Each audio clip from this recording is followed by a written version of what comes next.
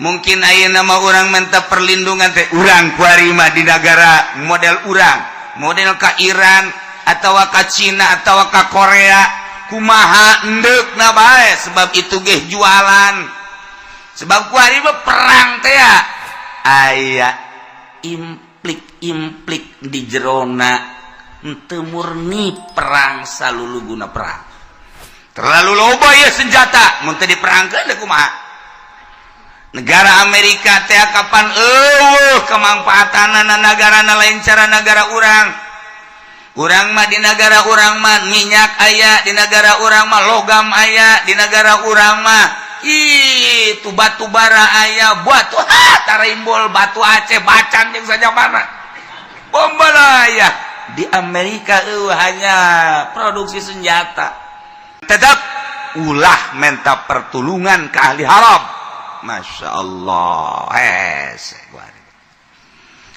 bari nomor ni negara Islam tinggal hiji Iran nu ditakuti ku Yahudi takuti ku Kristen tinggal hiji doang Iran doang hiji-hijinan negara bisa memproduksi senjata jeung sajabana hanya Iran ujung-ujungnya pasti ngadu jeung Iran engke mah ngabelah Yahudi bakal asup ke Saudi Arabia memeh jelemana nu arasup nyana nyaweun mun asup langsung ke Mekah beak nyana ujianana digonggong ku anjing nyana di sekitar luareun tanah haram tapi ismeuna makan asup ke Mekah jelemana dicekal ku orang Amerika rajana dicekal ditundukkan supaya kitu jelema nama can asup tetapi isme nama geus 90% asup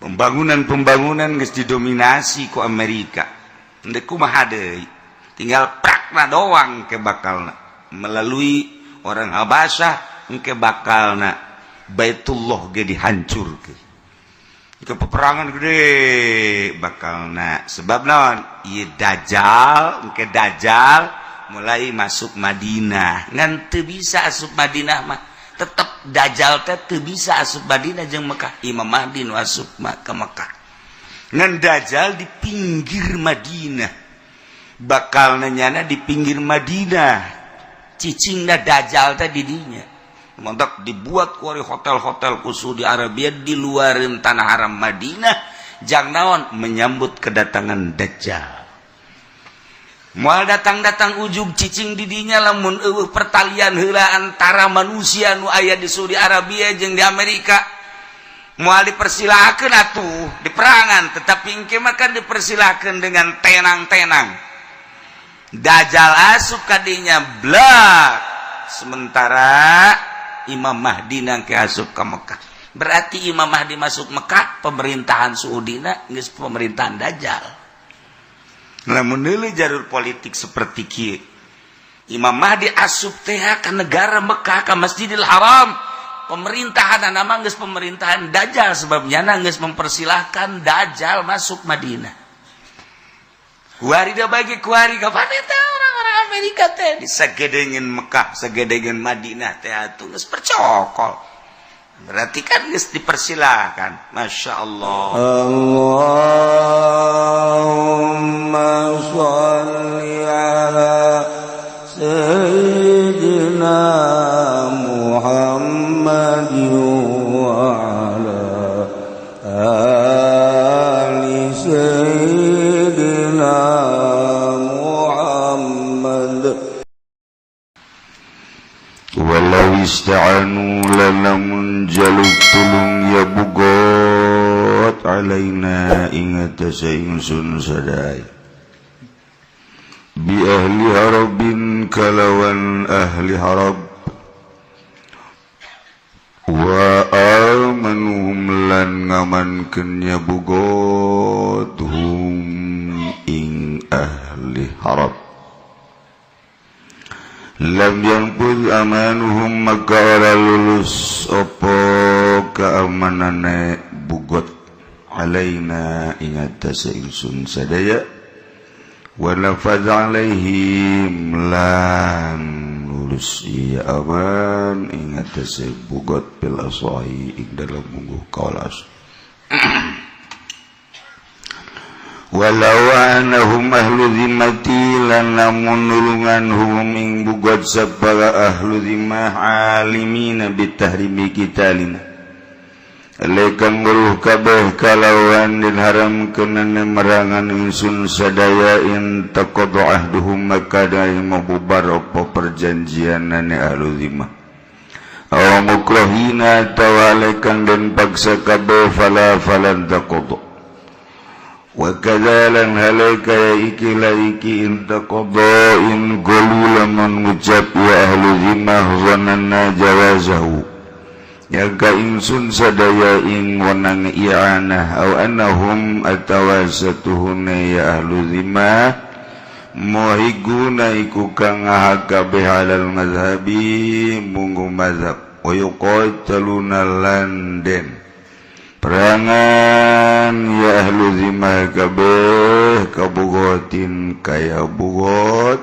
kabugotin kaya bugot. Para jamaah kaum muslimin wal muslimat rahimakumullah. Alhamdulillah urang masih keneh dipaparina nikmat sehat, nikmat afiat sehingga karasa ku sehat ieu ngeunahna dahar ngeunah nanginung ku urang dipetakeun di bulan Rajab sanajan titah puasa tetep dahar bae mumpung sehat. Jadi mumpung sehat lain pakai puasa pakai dahar sakitu ge alhamdulillahirabbil emang nu belon mah kitu lain mang pangmeungpeung. Tapi nu jelas sanajan pake dahar pake nyenum niat najang ibadah ka Gusti Allah subhanahu ta'ala lantaran aya jelema lamun dibawa puasa geus teu bisa lempang-lempang acan aing lamun puasa moal bisa ngaji cek yana ka Cilongok maning dahar bae antak aing baca lah maning dahar datang ke Cilongok ai kudaharna sebab sebeuh teuing hanya pelengkap doang bencara mobil truk ganjel doang dibawa bae dibawa nama kebe waktu mundur dibawa diganjel lumayan sakitu ge isi ge bangsa nu ngaraji ganjel malulu ganjel-ganjel ge ka bawang ke daerah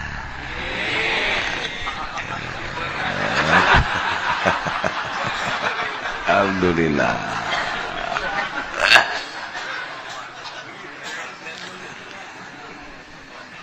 Di sebuah negara nu negarana ngalaksanakeun syariat tentuna kepala negarana teu sambarangan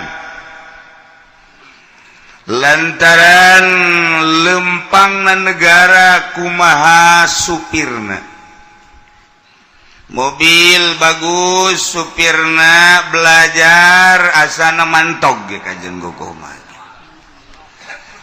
balik sen eueuh hiji padahal mobilnya bagus supirna belajar berangkat deui leos sakedeung sen kanan eueuh 3 kali berangkat setir eueuh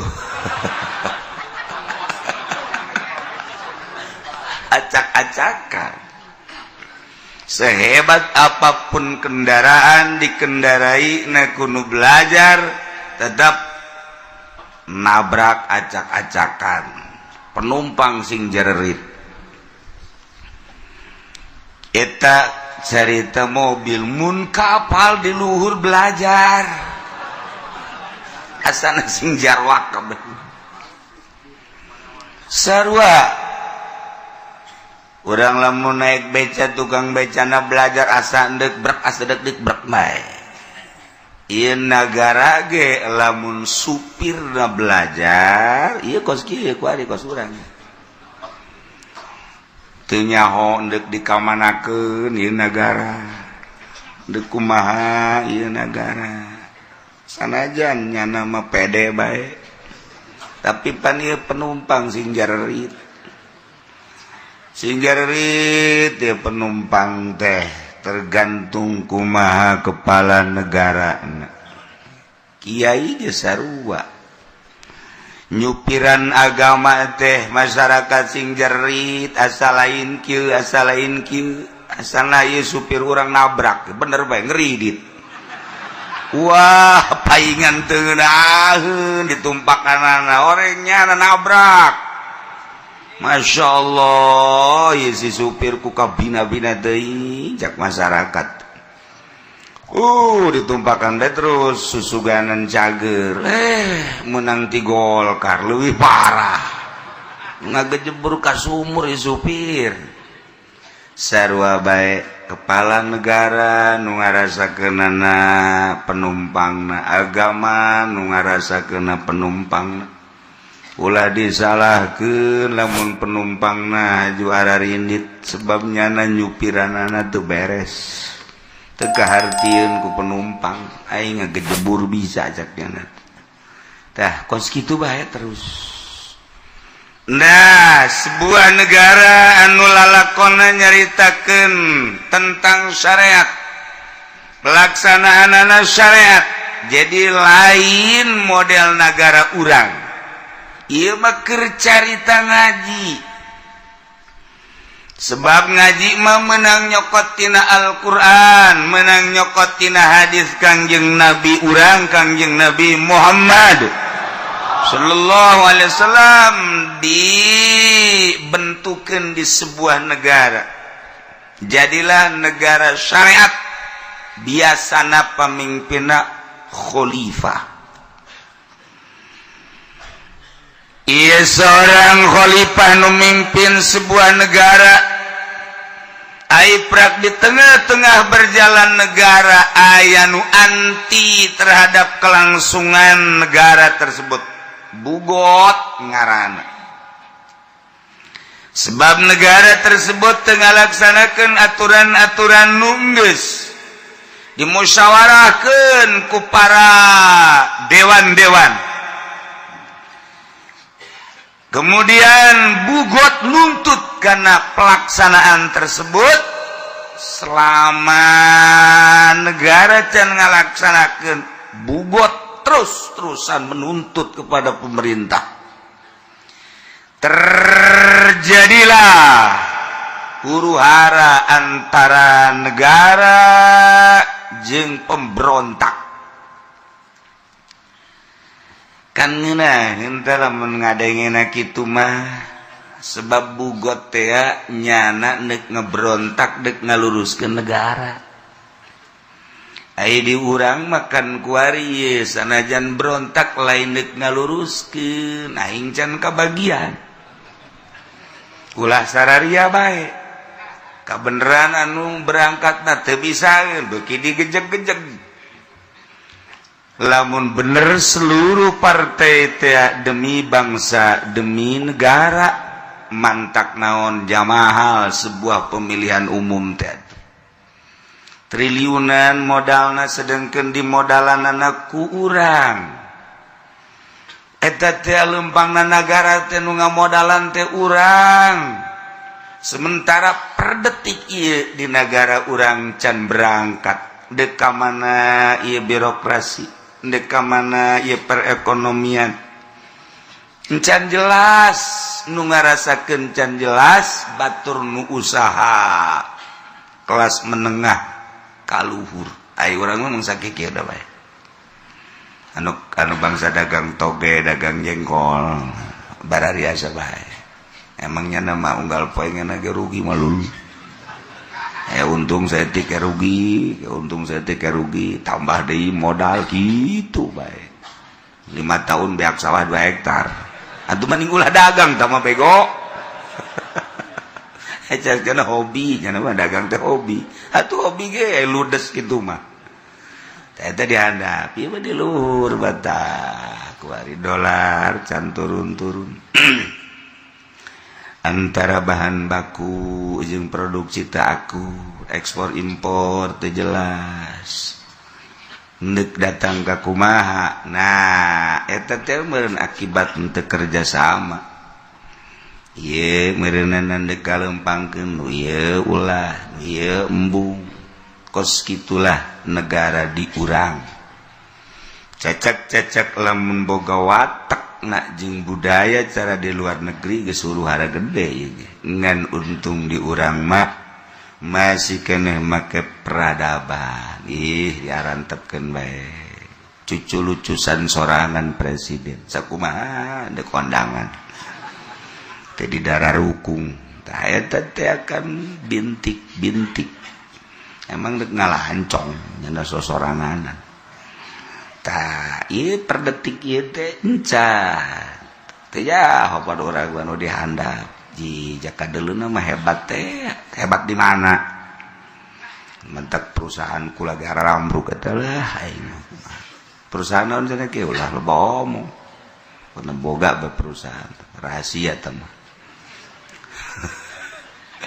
tuh ieu negara urang beda ye jeung nu dicaritakeun urang deuk nyaritakeun kita besi diakurkeun jeung nagara urang lain ieu mah nagarana nagara syariat pimpinanana biasana khalifah nagara Islam make aturan Al-Qur'an make aturan hadis Kangjeng dikemas jadi ijma ulama deuk make aturan Imam Syafi'i Maliki Hanafi Hambali tek bae bahkan ditambah damajang kamaslahatan negara masalah eueuh tungtungna terus ijtihad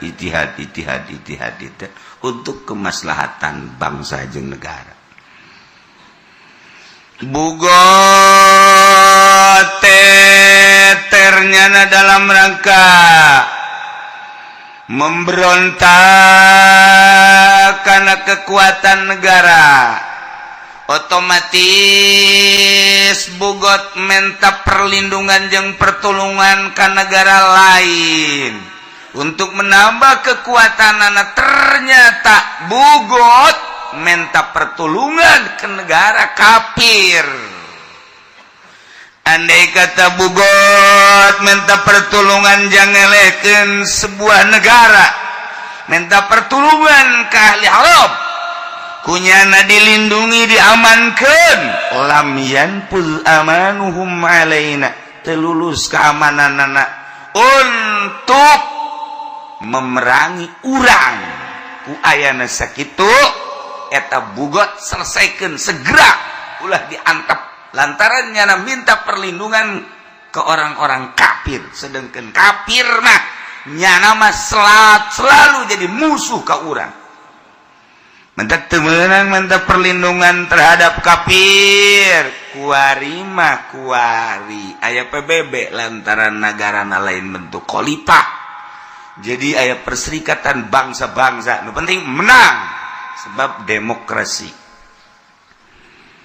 geus satu kuari mah henteu ka mana bae meuli senjata mungkin ke Amerika mungkin ke Soviet mungkin ayeuna mah urang minta perlindungan teh urang kuari mah di negara model urang model ka Iran atau ka Cina atau ka Korea kumaha endeukna bae sebab itu ge jualan sebab kuari mah perang teh ya aya implik di jerona henteu murni perang saluluguna perang terlalu loba ya senjata mun teu diperangkeun teh kumaha negara Amerika teh kapan kemanfaatanana nagarana lain cara negara urang mah di negara urang mah minyak aya di negara urang mah logam aya di negara urang mah itu batu bara aya batu taraimbol batu Aceh bacan jeung saja mana bombala aya di Amerika hanya produksi senjata namun senjata geus loba ndek di kamanakeun atuh ngajual senjata majakan perang. Ya otomatis yen peperangan kan. Hiji-hijina nya nama boga nangan senjata-senjatana doang. Ya diperangkeun kan gunyana. Nyen motif peperangan dikeur mah di jerona aya kitu 16 dendam kesumat yakni Yahudi nu baheula diusir ku Kangjeng Nabi di Madinah menjadi 4 kasta. Na Yahudi anu baheula terisolir nyana tetep dendam bae. Kapan waktu buah hajar Islam.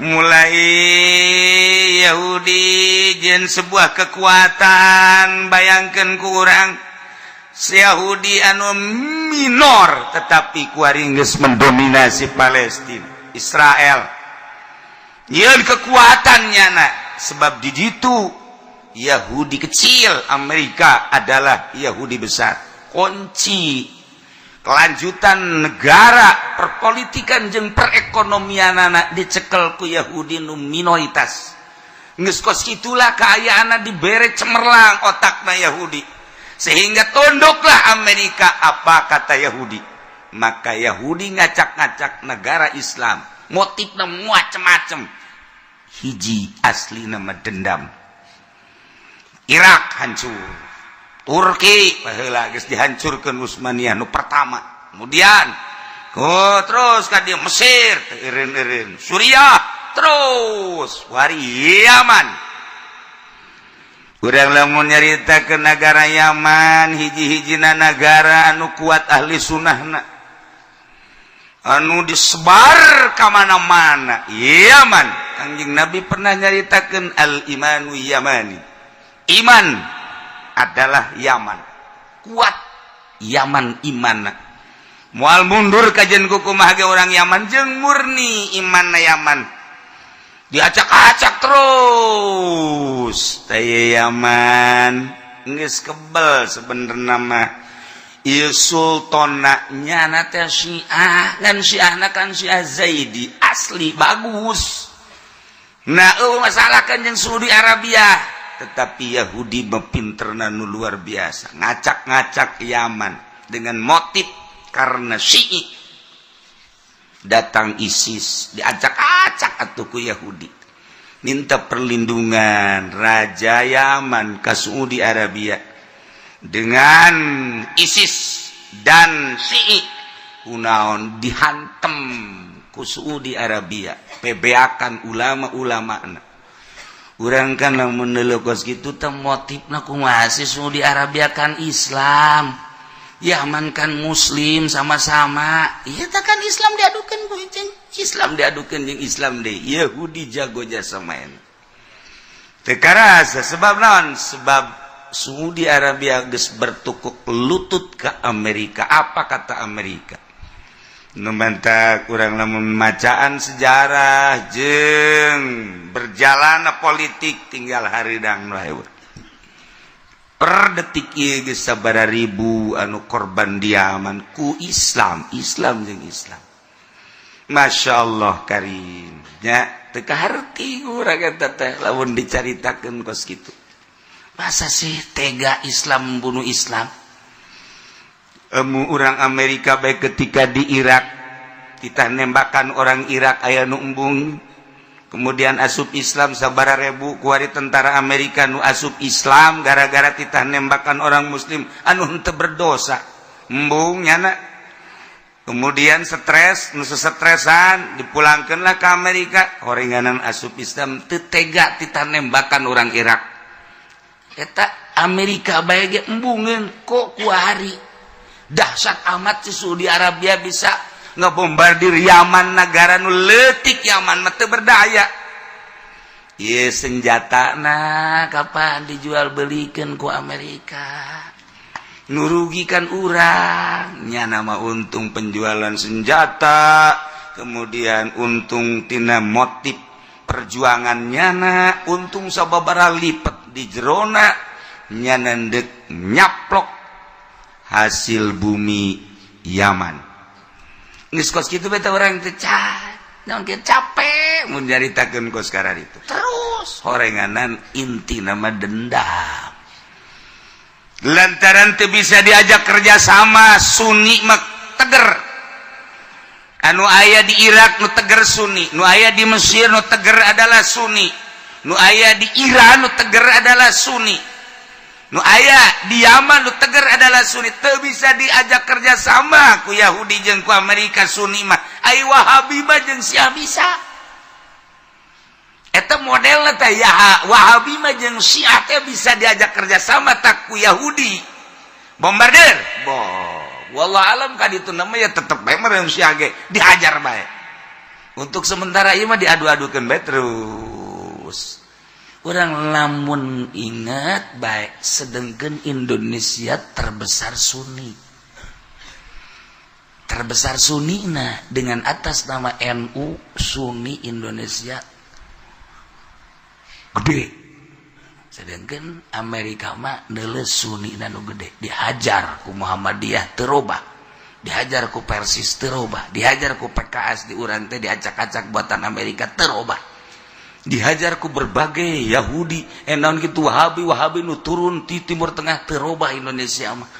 Didatangkeun Syiah ka Indonesia, kiriman ti Iran teu robah di Indonesia mah tetep bae ila hadratin nabiyil mustofa. Kita ulah usoli wahab Muhammadiyah Persis Wahabi Wahabi ulah usoli malah ngegeleger usoli sial cak Amerika teh. Sedangkan nu karar itu nu kuat mata nu sok ila hadrati. Hai bangsa anu tilok hadrati mah nu bangsa tah salat nangtung tah salat ngobrol tah salat nya naman teu make ila hadrati teu make maksud coba kecil cak Amerika bisa ngabatur jeung aing. Letik teh bangsa Wahabi bangsa nu sebabna eueuh rohan. Iya nu hese ge nu sok ila hadratin nabi. Assalamualaikum ya Rasulullah. Yahudi ge bingungan. Sebab naon? Sebab nyana nyambungkeun nu hirup jeung nu maot. Nyana bisa ka alam anu itu, bisa ngobrol kapan ahli-ahli Allah mawali Allah jeung nu karar itu. Nyana sieuneun. Nyada sieun Yahudi teh nu sok usoli bae teu beres cak kana ieu. Itu beres sih cak kana ieu kos kitu. Dihajaran ku jalan tadi Indonesia gede tanu kos kitu teh. Nu matak dibidah-bidahkeun rajaban bidah. Muludan bidah, hawalan bidah. Wow, geus ti iraha ngabidah-bidah. Kitabna ge geus aya kula ge dikiriman gede kitabna anu bidah. Teuneun we ka juru los kajen aing. Budaya kitab nage bidahkeun ku sia moal bisa di Indonesia mah tetep baik sebab di urang mah didikan para aulia Allah diuk bae ila hadrati deket Muhammadiyah los digenggerekeun los ku Muhammadiyah bidah eta lu gua ila hadrati nya na nu nyingkir sia lain kunaon sieun ka ila hadrati cek nya bawa cieun da Yahudi Kristen ka bangsa nu sok tawasulan sebab naon nyambungkeun urang nu hirup ka nu maot lamun geus bisa nyambungkeunana kapan eta teh lain lalagaan haladir pan mentek di Irak nu menang kaum ortodok disebutna ortodok Sunni teh Islam ortodok eta teh ahli sunnah wal jamaah ahli thariqah nu teger teh eta datang ka kuari nu ditakuti ku Amerika teh eta. Nah, Yaman eta teh geledeh mantak tenang bae sanajan perang tetap Yaman diperhitungkeun ku Yahudi jeung ku Kristen. Sebab naon? Eta teh asal diuk bae ila hadrati. Di Mekah ge kos kitu bae. Nah, kajeun nama Yaman mah Indonesia kuari. Geus didongkel ku Muhammadiyah ku Persis ku berbagai-bagai geus ditah ulah usoli hadrati kunut jeung sajabana heuh malah beurang ge nyana Haji Pendi mah Allahumma hdini qadaan Allahumma geus teh izin ka Muhammadiyah nyana mah qadaan Allahumma hdini bae geus sial cek Muhammadiyah tuh kahang mah berang mah ulah ke. Ya Allah.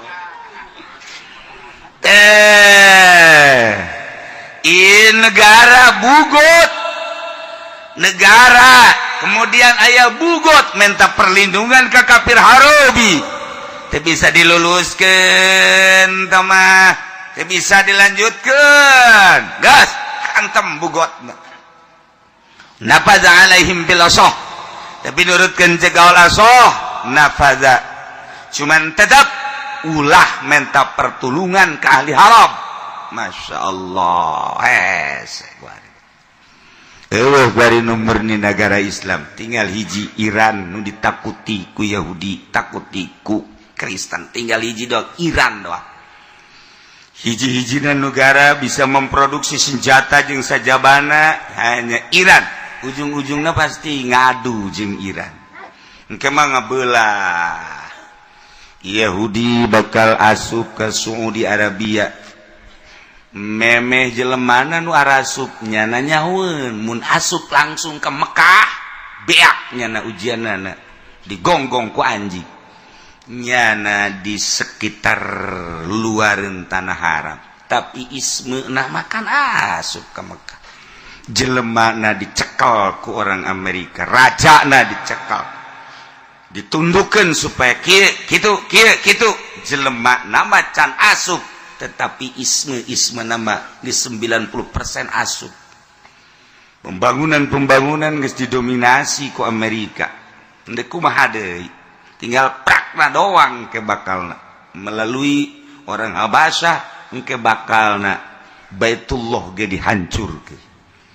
Itu peperangan gede bakalna. Sebab naon? Ieu Dajjal, engke Dajjal mulai masuk Madinah ngan teu bisa asup Madinah mah tetep Dajjal teh teu bisa asup Madinah jeung Mekah. Imam Mahdi nu asup ke Mekah ngan Dajjal di pinggir Madinah bakal nyana di pinggir Madinah cicingna Dajjal teh di dinya montok dibuat ku hotel-hotel ku Saudi Arabia di luareun tanah haram Madinah jang naon menyambut kedatangan Dajjal. Moal datang ujug cicing didinya lamun pertalian heula antara manusia nu aya di Saudi Arabia jeung di Amerika moal dipersilakeun atuh di perangan tetapi engke mah kan dipersilakeun dengan tenang-tenang Dajjal asup kadinya blak sementara Imam Mahdi nangke asup ke Mekah berarti Imam Mahdi masuk Mekah pemerintahan Saudina geus pemerintahan Dajjal. Lamun deuleu jalur politik seperti kieu Imam Mahdi asup teh ka negara Mekah ka Masjidil Haram pemerintahan nama geus pemerintahan Dajjal sebab nyana geus mempersilahkan Dajjal masuk Madinah. Kuari da bagi kuari ka paneta orang-orang Amerika teh disagedeungeun Mekah sagedeungeun Madinah teh atuh geus percokol. Berarti kan geus dipersilahkan. Masya Allah Karim. Lamun urang nyaritakeun kos itu asa tarereh jasa geus darareukeut jasa mantak untung lah anu geus karolot mah artina untung teh yang moal kebal deui nya hirupna geus nemah nya ge aing malah geus leulean kuburan bae malah mana ya aing walau anahu maluzimatil lamun alizima kafir zimi nulungan bugot jauhnya nage haram baginya nak merangan urang kaum muslimin aya pertalian nyana jeung bugot sehingga ahli zima nulungan bugot memberontak ke negara tersebut nyawanya nage bahwa haram memerangan negara maka intaqadha ahduhum perjanjian ahli zimah jeung bugot batal mukaila tawa dipaksa bala lamun dipaksa mah sebab ieu teh lamun dipaksa mah aya intrik-intrik tentang kemanfaatan kerjasama jeung zimah jeung zimi kos kitulah caritana nu jelas teu meunang minta pertolongan ke orang kafir urang mah kuari ka kafir bae minta pertolongan teh kajen kumaha ge negara-negara Islam perang jeung anu Kuwait perang Amerika turun anu perang Amerika Persir perang Amerika dan lain sebagainya aduh teu eureun-eureun jeung kitu geus mendominasi polisi dunia Amerika geus kos kitulah kaayana emang meureunnan dajjal bakal timbul tidinya ieu mah keur carita datang kangke mas sararujud jelema ka dajjal teh na'udzubillah min zalik wa min zalik memeh dajjal nu asli dibuat kaheurean heula ku dajjal nurut henteu televisi HP ieu kan kuari geus darurut kabeh ka kiai-kiai geus boga HP eta kan sarua buatan dajjal masalah sih dek kumaha deui jawaban kos katiu kareunyeun kaheurean dajjalun disebut dajjalun dadajalan heula memeh nu asli setik digrogoti nu mantak hanya ahli thariqah lah anu kuat sebab jana bersilsilah selama teu akur jeung aturan teu bae kajen kukumaha ge maka anu bakal nyeungseurikeun teh ka ahli-ahli thariqah ulama-ulama nu geus asup ka dajjal ngaortodokkeun lah kitu kampungan dan lain sebagainya tetep bae sebabnya nama merasakan indahna ibadah ka Gusti Allah tuh tinggal kiai-kiai ustad-ustad anu berjuang di luareun eta nu sigana berjuang padahal mah horenganan ngagejeburkeun diri terus bentrok masalah emang geus kos kitu pasti bentrok bae sebab beda jalur ieu mah dunia ieu mah akhirat ieu mah dunia ieu mah akhirat asa kahalangan jelema anu memperjuangkeun dunia dengan motif jeung bahasa kemajuan lah, ngalangan majulah, tidak akan majulah. Padahal ancurna nyana ge teu maju-maju. Kita mah sakadar hawa nafsu, terus. Tingkahnya. Saeutik akalun jelema nu nyekelan ajeg tentang kebenaran saeutik di sebuah negara. Di negara mana we geus ngan tetep bae aya, jang tetengger tetep aya. Tuh karena geus teu kadaruat kompetisi tentang dunia deuk kumaha tuh coba magahan ngaji bae batur manggeus dar-dar kaditu ganti motor ganti mobilnya nama masih kene magahan ngaji bae mangganing magahan ngaji makan duitan mulai tidinya terus kabelah dieuna didatangan ku lurah ku camat lurah lah tek nya teh aing angel jasa kaboga duit maning ngilu bae geus teu kuat teu kuat aya nu salakina kuat pamajikanna gaji atuh ulah cicingeun jabatur ge geus baroga mobil jabatur ge di sararumbang narima kok ka haji mah henteu lah atuh narima bae sarua bae jala atuh jak kitu-kitu keneh ieu urang atuh jang kebutuhan salakina kuat pamajikan henteu ini kumaha coba terus agama beuki ciu teu karasa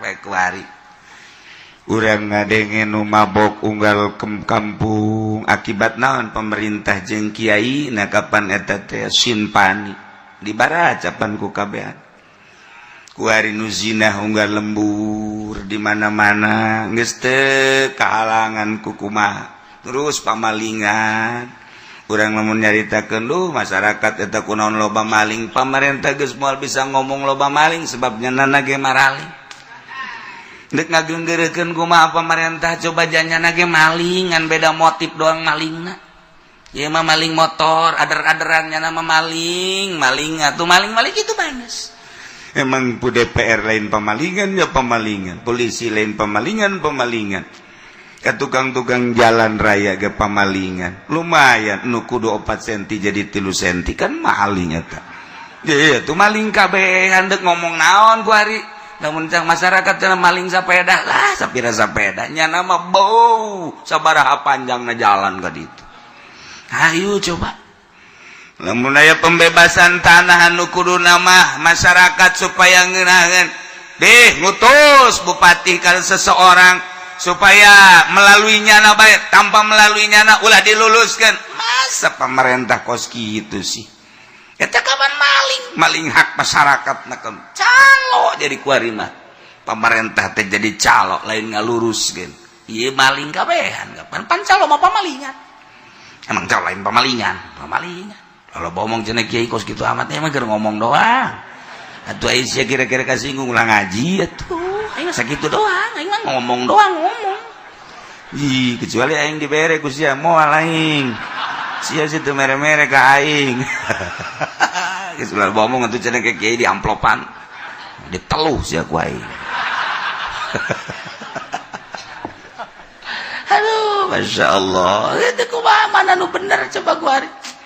Nah iyalah Masya Allah nges kuari mulai rapihan namun nikahkeun sing hade saksi-saksi na ulah pemerintah nya saksi na kudu ustad kudu kiai nu bener ieu calon kaditu kaharep na geus kuari geus zaman acak-acakan ulah nyieun acak-acakan geus kaditu na rapihan timimiti anak urang kuari sing hade dimimitian ku saksi-saksi na kudu araradil kudu balaleuna sebab ieu sekarang baik kuari jadi koski. Masya Allah ngeri orang kadituna. Akibat ya orang kurang patinaliti di mana kelemahan-kelemahanan. Mulai ke nikahkeun kudu nu rapi, wali-walina, saksi-saksina abe ke anakna bener. Ieu mah urang ngarasa bangga disaksian ku bangsa pejabat tinggi, segala jenderal, segala bupati, segala gubernur. Ya Allah, ieu urusana ieu mah agama. Mun kitu mah urusan SPPT Allah urusan nyana geus sabalah. Ieu mah lain. Ini urusan agama, neuk memproduksi keturunan. Mulai murun rapi. Urang jang supaya ngalanjutkeun agama ieu supaya teger, supaya mantep. Di sebuah negara nu negarana ngalaksanakeun syariat tentuna kepala negarana teu sambarangan lantaran lempangna negara kumaha supirna mobil bagus supirna belajar asana mantog ge kajeng gogoma balik sen eueuh hiji padahal mobilnya bagus, supirna belajar. Berangkat deui leos sakedeung sen kanan eueuh. 3 kali berangkat setir eueuh. Acak-acakan. Sehebat apapun kendaraan dikendarai na kudu belajar tetap nabrak acak-acakan penumpang sing jererit eta cerita mobil mun kapal di luhur belajar asana sing jarwak kabeh sarua urang lamun naik beca tukang becana belajar asa endek brek asa dek brek bae. Ieu nagara ge lamun supirna belajar ieu kos kieu kuari kos urang teu nyaho endek dikamanakeun ieu nagara deuk kumaha ieu nagara sanajan nyana mah pede bae tapi pan ieu penumpang sing jarerit ieu penumpang teh tergantung kumaha kepala negara kiai ge sarua nyupiran agama teh masyarakat sing jerit asa lain kieu asana ieu supir urang nabrak bener bae ngeridit wah paingan teu ngeunaheun ditumpakanana orangnya nabrak. Masya Allah ya si supir ku kabina-bina deui jak masyarakat ditumpakan deh terus susuganan cager menang ti Golkar leuwih parah ngagejebur ka sumur ya supir sarua bae kepala negara nu ngarasakeunana penumpangna, agama nu ngarasakeunna penumpangna. Ulah disalahkeun lamun penumpangna haju ararindit sebabnya nyupiranana teu beres. Teu kahartieun ku penumpang, aing ngagejebur bisa cakna. Tah kos kitu bae terus. Nah, sebuah negara anu lalakonna nyaritakeun tentang syariat, pelaksanaanana syariat, jadi lain model negara urang. Ieu mah keur carita ngaji. Sebab ngaji mah menang nyokot tina Al-Qur'an, menang nyokot tina hadis Kangjeng Nabi urang, Kangjeng Nabi Muhammad sallallahu alaihi wasallam dibentukeun di sebuah negara. Jadilah negara syariat, biasana pamimpinna khalifah. Ieu seorang khalifah nu mimpin sebuah negara. Aiprak di tengah-tengah berjalan negara aya nu anti terhadap kelangsungan negara tersebut. Bugot ngaranna. Sebab negara tersebut tengah laksanakeun aturan-aturan nu geus dimusyawarahkeun ku para dewan-dewan. Kemudian bugot nuntut karena pelaksanaan tersebut selama negara can ngalaksanakeun bugot terus-terusan menuntut kepada pemerintah. Terjadilah huru-hara antara negara jeung pemberontak. Kan ngeunah henteu lamun ngadengena kitu mah sebab bugot teh nyana neuk ngebrontak deuk ngaluruskeun negara. Ai di urang makan kuari sanajan berontak lain deuk ngaluruskeun aing can kabagian. Ulah sararia bae. Kabeneran anu berangkatna teu bisaeun beuki digejeg-gejeg. Lamun bener seluruh partai teh demi bangsa, demi negara, mantak naon jamahal sebuah pemilihan umum teh. Triliunan modalna sedengkeun dimodalanana ku urang. Eta teh leumpangna nagara teh nu ngamodalan teh urang. Sementara per detik ieu di negara urang can berangkat. Deuk ka mana ieu birokrasi, deuk ka mana ieu perekonomian.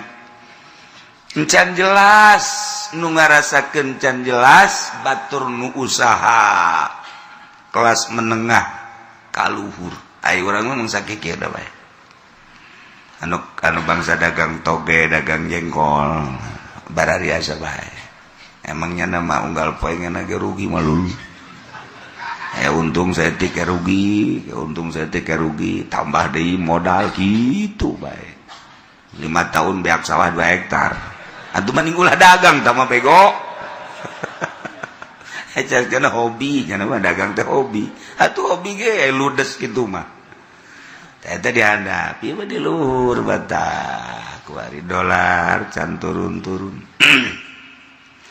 Antara bahan baku jeung produksi teu aku, ekspor impor teu jelas. Neuk datang ka kumaha. Nah, eta teh meureun akibat teu kerja sama. Ieu meureunana deuk kalempangkeun nu ieu ulah, nu ieu embung. Kos kitulah negara diurang. Cacak-cacak lamun boga watak nak jeung budaya cara di luar negeri geus huru-hara gede ieu. Ngan untung diurang mah masih keneh make peradaban. Ih, diarantepkeun bae. Cucu lucusan sorangan presiden. Sakumaha deuk kondangan. Di darah rukung, tah eta teh akan bintik-bintik. Emang deuk ngalahancong nya sosoranganan. Tah ieu per detik ieu teh encan. Teh ya hopad urang anu dihandap. Ji jaka deuluna mah hebat teh. Hebat di mana? mentak perusahaan kula gara rambruk adalah perusahaan naon cenah ge ulah loba omong pernah boga perusahaan rahasia teman tuh ieu negara urang beda ya jeung nu dicaritakeun urang dek nyaritakeun kita besi diakurkeun jeung negara urang lain ieu mah nagarana negara syariat pimpinanana biasana khalifah negara Islam make aturan Al-Quran make aturan hadis Kangjeng dikemas jadi ijma ulama dek make aturan Imam Syafi'i Maliki Hanafi Hambali pek bae bahkan ditambah damajang kamaslahatan negara masalah tungtungna terus ijtihad untuk kemaslahatan bangsa jeung negara bugot ternyana dalam rangka memberontak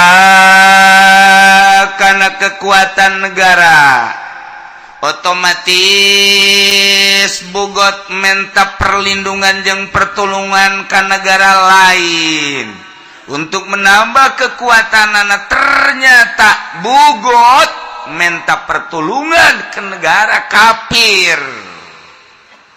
Andai kata bugot minta pertolongan jangelehkeun sebuah negara minta pertolongan ke ahli haram kunyana dilindungi diamankeun lam yanfuz amanuhum alaina telulus keamananana untuk memerangi urang ku ayana sakitu eta bugot selesaikan segera ulah diantep lantaran nyana minta perlindungan ke orang-orang kafir sedangkan kafir mah nyana mah selalu jadi musuh ke urang minta temenang minta perlindungan terhadap kafir kuari aya PBB lantaran negara lain bentuk khalifah jadi aya perserikatan bangsa-bangsa nu penting menang sebab demokrasi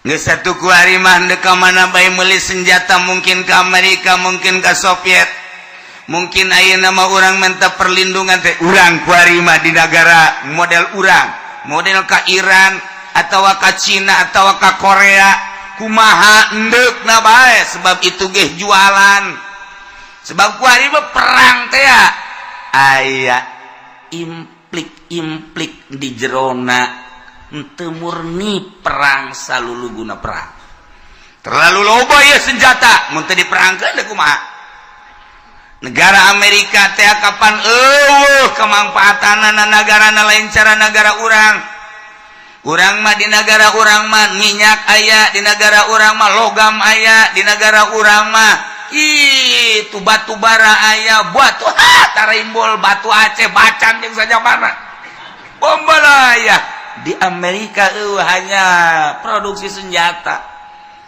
namun senjata geus loba ndek dikamanakeun atuh ngajual senjata mah kanu perang ya otomatis yen peperangan kan hiji-hijina nya nama boga nangan senjata doang ya diperangkeun kan gunyana nyen motif peperangan dikeur mah di jerona aya kitu 16 dendam kesumat yakni Yahudi nu baheula diusir ku Kangjeng Nabi di Madinah menjadi 4 kasta na Yahudi anu baheula terisolir nyana tetep dendam bae kapan waktu gua hajar Islam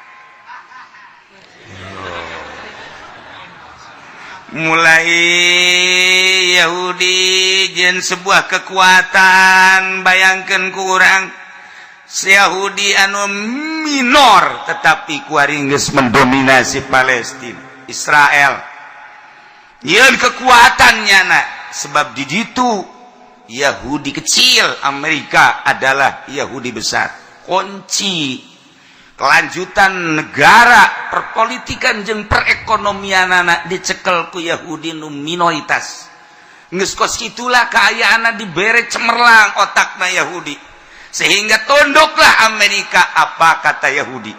Maka Yahudi ngacak-ngacak negara Islam, motifnya macam-macam. Hiji asli nama dendam. Irak hancur, Turki baheula geus dihancurkeun Utsmaniyah nu pertama. Kemudian terus ka dieu Mesir eureun-eureun, Suriah, terus wari Yaman. Urang lamun nyaritakeun negara Yaman, hiji-hijina negara anu kuat ahli sunnahna, anu disebar ka mana-mana. Yaman, Kangjeng Nabi pernah nyaritakeun al-imanu yamani. Iman adalah Yaman, kuat Yaman imanna. Moal mundur kajen kumaha ge orang Yaman jeung murni imanna Yaman. Diacak-acak terus. Taya Yaman geus kebel sebenarnya mah. Ieu sultana nyana teh Syiah, ngan Syiahna kan Syiah Zaidi, asli bagus. Nah, masalah kan jeung Saudi Arabia. Tetapi Yahudi mempinterna nu luar biasa, ngacak-ngacak Yaman dengan motif karena Syi'i datang ISIS, diacak-acak atuh ku Yahudi, minta perlindungan Raja Yaman ke Saudi Arabia dengan ISIS dan Syi'i kunaon dihantem ku Saudi Arabia, pebeakan ulama-ulama. Urang kan lamun neuleukeus kitu teh motifna kumaha sih Saudi Arabia kan Islam, Yaman kan Muslim sama-sama. Ieu teh kan Islam diadukeun ku Islam diadukeun jeung Islam deui. Yahudi jago jasa main. Teu karasa sebab naon? Sebab Saudi Arabia geus bertukuk lutut ke Amerika. Apa kata Amerika? Nu mantak urang lamun macaan sejarah jeung berjalan politik tinggal hareudang nu per detik ieu geus sabaraha ribu anu korban di Yaman ku Islam jeung Islam. Masya Allah karim nya teu kaharti urang eta teh lamun dicaritakeun kos kitu. Masa sih tega Islam membunuh Islam? Orang Amerika baik ketika di Irak kita nembakan orang Irak aya nu embung, kemudian asup Islam sabaraha ribu kuari tentara Amerika nu asup Islam gara-gara kita nembakan orang Muslim anu henteu berdosa embung nyana. Kemudian stres nu sestresan dipulangkeunlah ke Amerika, horenganan asup Islam teu tega kita nembakan orang Irak. Eta Amerika bae ge embungeun kok kuari dahsyat amat si Saudi Arabia bisa ngebombardir Yaman, negara nu leutik Yaman mah teu berdaya. Ieu senjatana kapan dijual belikeun ku Amerika, nurugikan urang nya nama untung penjualan senjata, kemudian untung tina motif perjuangannya na untung sababaraha lipat di jerona nya nendek nyaplok hasil bumi Yaman. Geus kos kitu beta urang teh naon kieu capek mun nyaritakeun kos karar itu. Terus horenganan inti nama dendam. Lantaran teu bisa diajak kerja sama Sunni mah teger. Anu aya di Irak nu teger Sunni, nu aya di Mesir nu teger adalah Sunni, nu aya di Iran nu teger adalah Sunni. Nu aya di Yaman nu teger adalah Sunni. Teu bisa diajak kerja sama ku Yahudi jeung ku Amerika Sunni mah. Ai Wahabi mah jeung Syiah bisa. Eta modelna teh ya Wahabi mah jeung Syiah teh bisa diajak kerja sama tak ku Yahudi. Bombardir. Wallah alam ka ditu namanya tetep bae meureun Syiah ge dihajar bae. Untuk sementara ieu mah diadu-adukeun bae terus. Orang lamun ingat baik sedangkan Indonesia terbesar Sunni nah dengan atas nama NU Sunni Indonesia gede, sedangkan Amerika mah neuleus Sunni nu gede, dihajar ku Muhammadiyah teu robah, dihajar ku Persis teu robah, dihajar ku PKS di urang teh diacak-acak buatan Amerika teu robah. dihajarku berbagai Yahudi naon kitu Wahabi nu turun di Timur Tengah terobah Indonesia mah didatangkeun Syiah ka Indonesia kiriman ti Iran terobah di Indonesia mah tetep bae ila hadratin nabiyil mustofa tita ulah usoli Wahab Muhammadiyah Persis Wahabi kabeh ulah usoli malah ngegeleger usoli sial cak Amerika teh sedangkan nu karari itu nu kuat mata nu sok ila hadrati hai bangsa anu ti hadrati mah nu bangsa ta salat nangtung ta salat ngobrol ta salat nya naman teu make ila hadrati teu make maksud teu kecil cak Amerika bisa ngabatur jeung aing letik teh bangsa Wahabi bangsa nu sebabna rohan iya nu hese ge nu sok ila hadratin nabi assalamualaikum ya Rasulullah Yahudi ge bingungan sebab naon sebab nyana nyambungkeun nu hirup jeung nu maot nyana bisa ka alam anu itu bisa ngobrol kapan ahli-ahli Allah mawali Allah jeung nu kararitu nyana sieuneun Yahudi teh nu sok usoli bae teu beres cak cenah ieu itu beres sih cek ieu kos gitu dihajaran ku jalan tadi Indonesia gede tanu kos gitu teh nu matak dibidah-bidahkeun rajaban bidah muludan bidah awalan bidah geus ti iraha ngabidah-bidah kitabna ge geus aya kula ge dikiriman gede kitabna anu bidah tenden me ka juru los kajen aing gede kitabna ge bidahkeun ku sia moal bisa di Indonesia mah tetep bae sebab di urang mah didikan para aulia Allah diuk bae ila hadrati deket Muhammadiyah los digenggeregeun los ku Muhammadiyah bidah eta lu gua ila hadrati nya nu nyingkir sial aing kunaon sieun ka ila hadrati cek nya bawa sieun da Yahudi Kristen ka bangsa nu sok tawasulan sebab naon nyambungkeun urang nu hirup ka nu maot lamun geus bisa nyambungkeunana kapan eta teh lain lalagaan haladir pan mentek di Irak nu menang kaum ortodok disebutna ortodok Sunni teh Islam ortodok eta teh ahli sunnah wal jamaah ahli thariqah nu tager teh eta datang ka kuari nu ditakuti ku Amerika teh eta.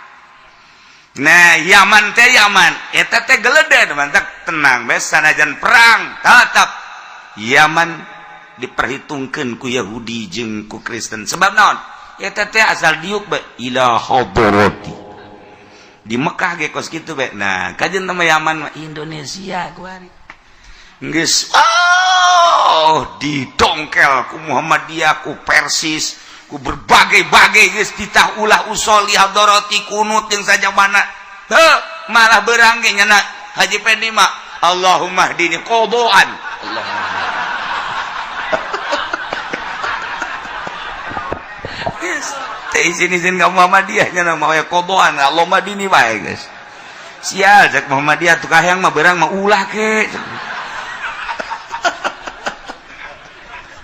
ya Allah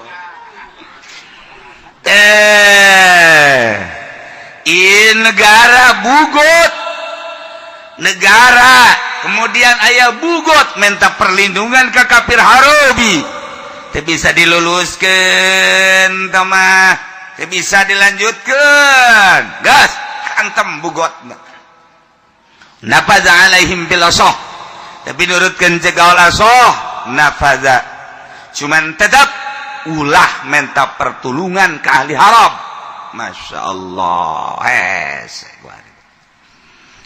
bari nomor ni negara Islam tinggal hiji Iran nu ditakuti ku Yahudi takuti ku Kristen tinggal hiji doang Iran doang hiji-hijina negara bisa memproduksi senjata jeung sajabana hanya Iran ujung-ujungnya pasti ngadu jeung Iran engke mah ngabelah Yahudi bakal asup ke Saudi Arabia memeh jelemana nu arasup nyana nyaweun mun asup langsung ke Mekah beak nyana ujianana digonggong ku anjing nyana di sekitar luaran tanah haram, tapi isme na makan asup ke Mekah.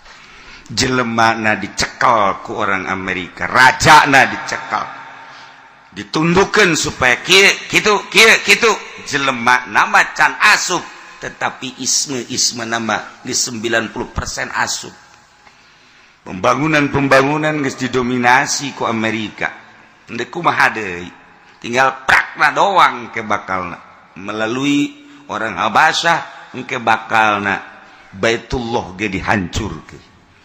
Itu peperangan gede bakalna sebab naon ieu dajjal engke dajjal mulai masuk Madinah ngan teu bisa asup Madinah mah tetep dajjal teh teu bisa asup Madinah jeung Mekah. Imam Mahdi nu asup ke Mekah ngan dajjal di pinggir Madinah, bakalna nyana di pinggir Madinah, cicingna dajjal teh di dinya. Mantap dibuat kuari hotel-hotel khusus di Arabia di luarin tanah haram Madinah jang naon menyambut kedatangan Dajjal. Moal datang ujug cicing didinya lamun eueuh pertalian heula antara manusia nu aya di Saudi Arabia jeung di Amerika. Moal dipersilakeun atuh di perangan, tetapi engke mah kan dipersilakeun dengan tenang-tenang.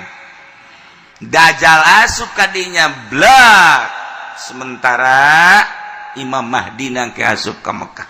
Berarti Imam Mahdi masuk Mekah, pemerintahan Saudina geus pemerintahan Dajjal. Lamun deuleu jalur politik seperti kieu, Imam Mahdi asup teh ka negara Mekah, ka Masjidil Haram, pemerintahan nama geus pemerintahan Dajjal, sebabnya geus mempersilahkan Dajjal masuk Madinah. Kuari da bagi kuari ka paneta orang-orang Amerika teh di sagedengeun Mekah, sagedengeun Madinah teh atuh geus percokol. Berarti kan geus dipersilahkan. Masya Allah Karim. Lamun urang nyaritakeun kos kitu asa tarereh jasa. Geus darareukeut jasa. Mantak untung lah anu geus karolot mah. Artina untung teh moal kebal deui nya hirupna. Geus nemahnya na ge aing malah geus neulean kuburan bae geus. Malah mana ya aing. Walau anahu maluzimatil munalizima kafir zimi nulungan bugot jauhnya nage haram baginya nak merangan urang kaum muslimin aya pertalian nyana jeung bugot sehingga ahli zimah nulungan bugot memberontak ke negara tersebut nyahunya nage bahwa haram memerangan negara, maka intaqadha ahduhum perjanjian ahli zimah jeung bugot batal. Al-muqaila tawa dipaksa bala lamun dipaksa mah sebab ieu teh lamun dipaksa mah aya intrik-intrik tentang kemanfaatan kerjasama jeung zimah jeung zimi. Kos kitulah caritana nu jelas teu meunang minta pertolongan ka orang kafir. Urang mah kuari ka kafir bae. Minta pertolongan teh. Kajen ku kumaha ge negara-negara Islam teh perang jeung anu? Kuwait perang, Amerika turun. Anu perang Amerika, Persir perang Amerika dan lain sebagainya. Aduh, teu eureun-eureun jeung kitu geus mendominasi polisi dunia Amerika. Geus kos kitulah kaayana emang meureunan Dajjal bakal timbul tidinya. Ieu mah keur carita datang kangke mas sararujud jelema ka Dajjal teh. Na'udzubillah min zalik wa min zalik. Memeh Dajjal nu asli dibuat kaheurian-kaheurian heula ku Dajjal. Nurut henteu televisi, HP. Ieu kan kuari geus darurut kabeh ka kiai-kiai geus boga HP. Eta kan sarua buatan Dajjal. Masalah sih. Dek kumaha deui jawaban kos katieu kareunyeun kaheurian-kaheurian Dajjalun disebut teh. Dajjalun teh dadajalan heula memeh nu asli. Setik-setik digrogoti. Nu mantak hanya ahli torikoh lah anu kuat sebab jana bersilsilah selama teu akur jeung aturan teu bae kajen kumaha ge maka anu bakal nyengseureun teh ka ahli-ahli thariqah ulama-ulama nu geus asup ka dajjal ngaortodokeun lah kitu kampungan dan lain sebagainya tetep bae sebabnya nama merasakan indahna ibadah ka Gusti Allah. Tuh tinggal kiai-kiai ustad-ustad anu berjuang di luareun eta nu sigana berjuang padahal mah horenganan ngagejeburkeun diri terus bentrok masalah emang geus kos kitu pasti bentrok bae sebab beda jalur ieu mah dunia ieu mah akhirat ieu mah dunia ieu mah akhirat asa kahalangan jelema anu memperjuangkeun dunia dengan motif jeung bahasa kemajuan lah ngalangan majulah tidak akan majulah padahal ancurna nyana ge teu maju-maju kita mah sakadar hawa nafsu terus tingkahnya saeutik akalun jelema nu nyekelan ajeg tentang kebenaran saeutik di sebuah negara di negara mana we geus ngan tetep bae aya jang tetengger tetep aya tuh karena geus teu kadaruat kompetisi tentang dunia deuk kumaha tuh coba magahan ngaji bae batur mah geus dar-dar kaditu ganti motor ganti mobilnya nama masih kene magahan ngaji bae mangganing magahan ngaji makan duitan mulai tidinya terus kabelah dieuna didatangan ku lurah ku camat lurah lah cek nya teh aing angel jasa kaboga duit maning ngilu bae geus teu kuat aya nu salakina kuat pamajikanna gaji atuh ulah cicingeun jabatur ge geus baroga mobil jabatur ge di sararumbang narima kok ka haji mah henteu lah atuh narima bae sarua bae jala atuh jak kitu-kitu keneh ieu urang atuh jang kebutuhan salakina kuat pamajikan henteu henteu kumaha coba terus agama beuki ciu teu karasa baik wari urang ngadengen nu mabok unggal kampung akibat naon pemerintah jeung kiai na kapan eta teh sinpani dibaracapan ku kabehan ku ari nu zina unggal lembur di mana-mana geus teu kahalangan ku kumaha terus pamalingan urang lamun nyaritakeun duh masyarakat eta kunaon loba maling pamarentah geus moal bisa ngomong loba maling sebabnya nana ge maraling deuk ngageunggeurekeun kumaha pamarentah coba janyana ge maling ngan beda motif doang malingna ieu mah maling motor ader-aderan nya nama maling atuh maling kitu banes emang pu DPR lain pamalingan ya pamalingan polisi lain pamalingan tukang-tukang jalan raya ge pamalingan lumayan nu kudu 4 cm jadi 3 cm kan maling eta ya tuh maling kabeh handek ngomong naon ku ari namun masyarakat cenah maling sapeda lah sapira sapeda nya nama bau sabaraha panjangna jalan ka ditu ayo coba lamun aya pembebasan tanah anu kudu nama masyarakat supaya ngeunaheun ngutus bupati ka seseorang supaya melaluinya bae tanpa melaluinya ulah diluluskan masa pemerintah kos kitu sih eta kapan maling hak masyarakat nakeun calo jadi kuari mah pemerintah teh jadi calo lain ngaluruskeun ieu maling kabehan kapan pan calo mah pamalingan emang calo lain pamalingan kalau ngomong cenah kiai kos kitu amat emang keur ngomong doang atuh aya kira-kira kasinggung ulah ngaji atuh aing sakitu doang aing mah ngomong doang kecuali aing dibere ku sia moal aing sia situ mere-mere ka aing geus ulah ngomong atuh cenah ke kiai di amplopan diteluh sia ku aing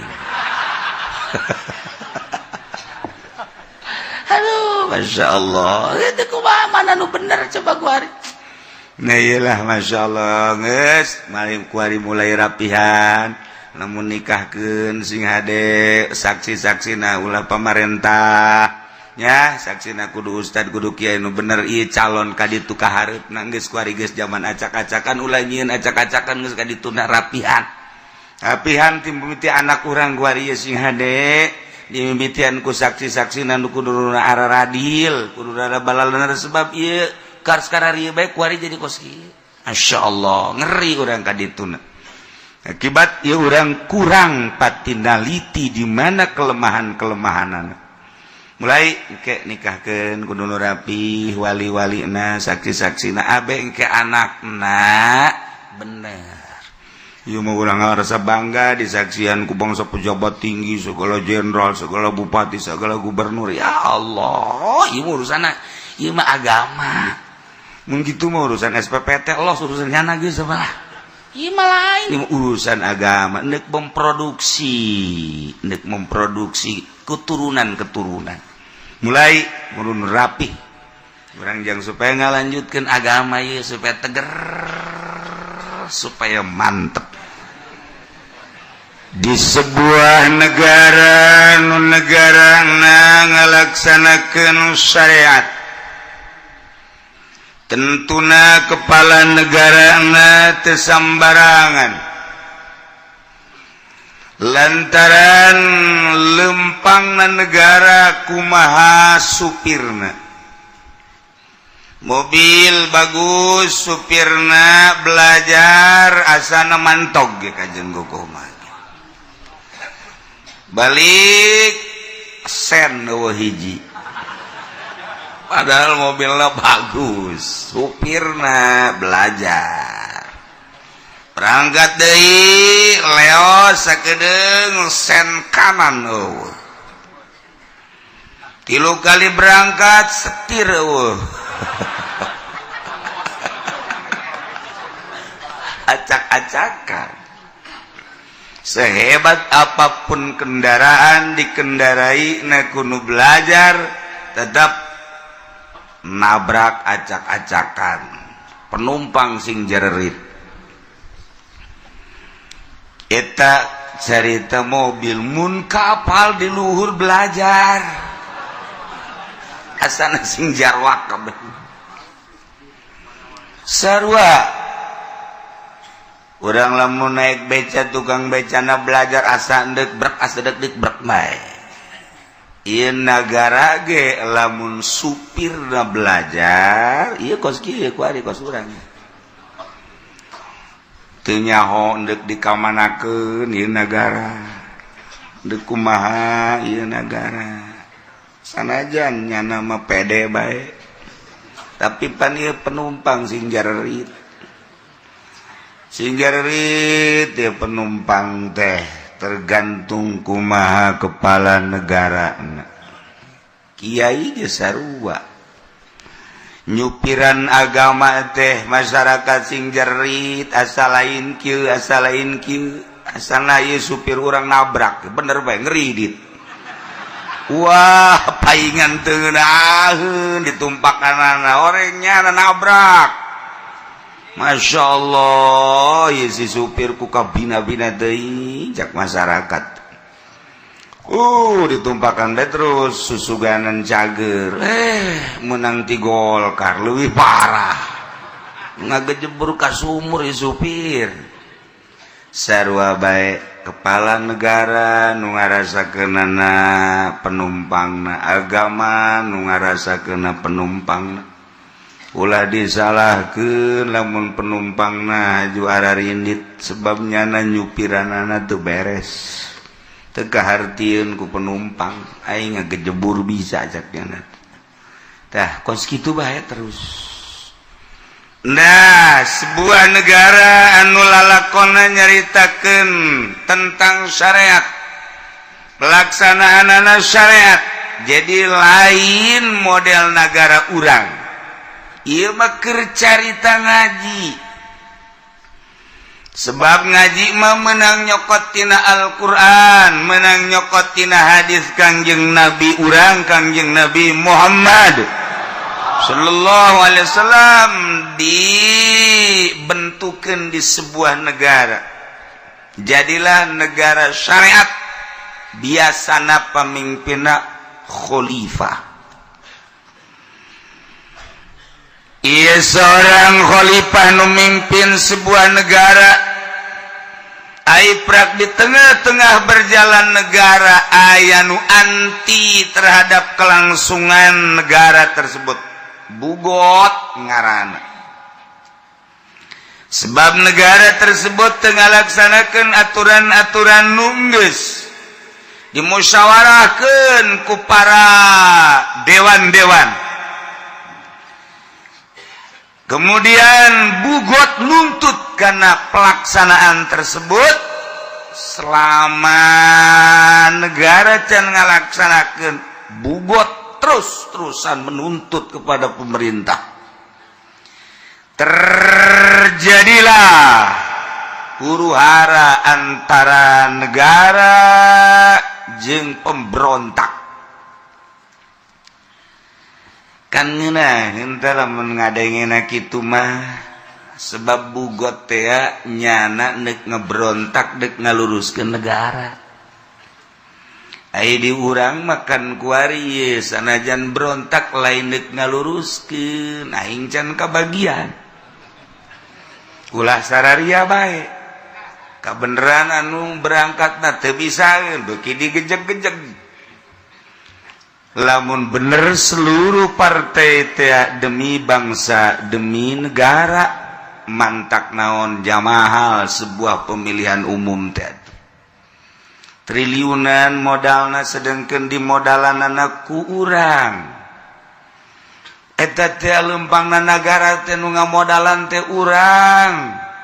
Sementara per detik ieu di negara urang can berangkat deuk ka mana ieu birokrasi, deuk ka mana ieu perekonomian. Can jelas nu ngarasakeun can jelas batur nu usaha kelas menengah kaluhur. Ai urang mah sakiki da bae. Anu bangsa dagang toge, dagang jengkol, barariasa bae. Emangnya nama unggal poe ngana ge rugi malulu. Untung saya teh rugi, untung saya teh rugi, tambah deui modal kitu bae. 5 tahun beak sawah 2 hektar. Atuh mending ulah dagang tah mah bego. Cenah hobi, cenah mah dagang teh hobi. Atuh hobi ge ludes kitu mah. Eta dihadap, ieu mah di luhur batak. Kuari dolar can turun-turun. Antara bahan baku jeung produksi teu aku, ekspor impor teu jelas. Neuk datang ka kumaha. Nah, eta teh meureun akibat teu kerja sama. Ieu meureunana deuk kalempangkeun nu ieu ulah, nu ieu embung. Kos kitulah negara diurang. Cacak-cacak lamun boga watak nak jeung budaya cara di luar negeri geus huru-hara gede ieu ge. Ngan untung diurang mah masih keneh make peradaban. Ih, diarantepkeun bae. Cucu lucusan sorangan presiden. Sakumaha deuk kondangan. Teh di darah rukung. Tah eta teh akan bintik-bintik. Emang dek ngalah hancong nyana sosoranganan. Tah ieu per detik ieu teh encan. Teh ya hopad urang anu dihandap. Ji jakadeuluna mah hebat teh. Hebat di mana?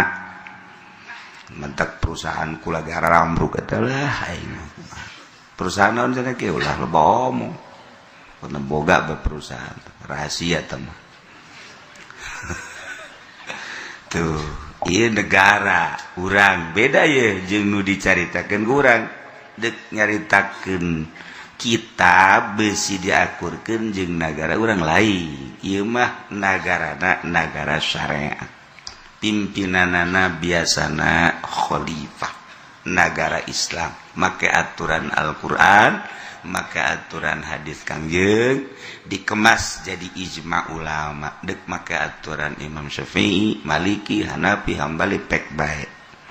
Bahkan ditambah-tambah damajang kamaslahatan negara masalah. Eueuh tungtungna terus ijtihad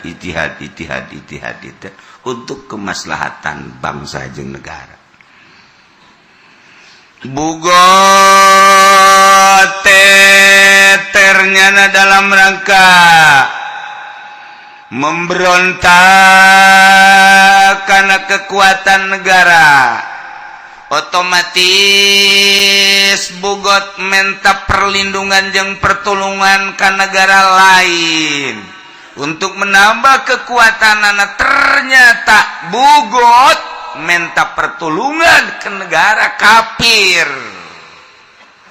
Andai kata bugot minta pertolongan jangelehkeun sebuah negara, minta pertolongan ke ahli haram, kunyana dilindungi, diamankan, lam yanfuz amanuhum alaina, telulus keamanan anak untuk memerangi urang ku ayana sakitu, eta bugot selesaikan segera ulah diantep, lantaran nyana minta perlindungan ke orang-orang kafir, sedangkan kafir mah nyana mah selalu jadi musuh ka urang.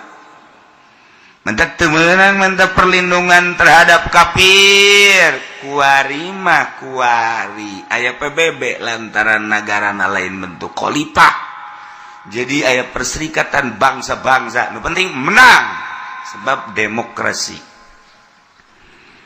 Geus satu kuari mah henteu ka mana bae meuli senjata, mungkin ke Amerika, mungkin ke Soviet, mungkin ayeuna mah urang minta perlindungan teh urang kuari mah di negara model urang, model ka Iran atawa ka Cina atawa ka Korea, kumaha endeukna bae, sebab itu ge jualan.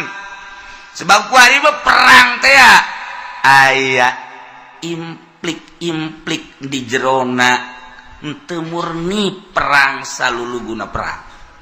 Terlalu loba ya senjata, mun teu diperangkeun teh kumaha? Negara Amerika teh kapan eueuh kemanfaatanna negarana lain cara negara urang. Urang mah di negara urang mah minyak aya, di negara urang mah logam aya, di negara urang mah itu batu bara aya, batu tarimbol, batu Aceh, bacan yang saja mana bombala aya. Di Amerika hanya produksi senjata, namun senjata geus loba ndek dikamanakeun atuh ngajual senjata majak kanu perang, ya otomatis yen peperangan kan. Hiji-hijina nya nama boga nangan senjata doang, ya diperangkeun kan bunyana.